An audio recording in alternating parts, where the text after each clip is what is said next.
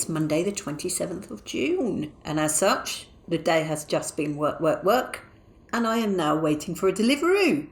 I'm going to have a vegan Burger King because I have done so much work today, and I've done very good work today, though I do say so myself.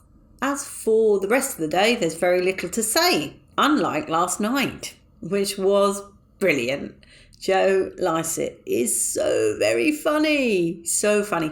His warm-up act, though, Catherine Bohart, she was a little bit too gay for me, I'll be honest. Her humour was all lesbian. And I was like, oh, come on, love, read the room. And then I realised, oh, yeah, she has read the room. And I'm in the minority, very much in the minority. She was still very funny, but it was just one topic. That was pretty much it, you know.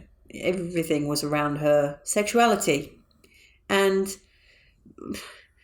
you know, I'm not totally against that, but there are other jokes out there. Just ask Jimmy Carr. Anyway, I digress. I now know the truth of the giant donkey joke. And I can't tell you. I can't tell you for a number of reasons. Firstly, he has actually asked that nobody talk about his show. And there is very good reason for that, and I am 100% going to respect that. And my advice is go and see it, because it was very funny.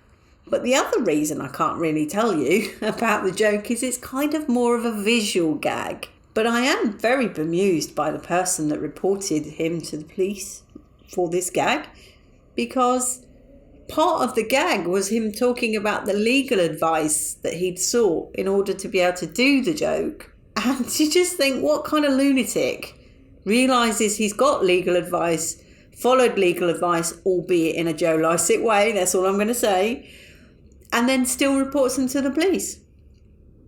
Crazy. One thing he did say when he came onto the stage, though, he was like, any Rozzers in? And there was loads cheering, so that was quite funny. And he was like, yeah, just need to know where I stand.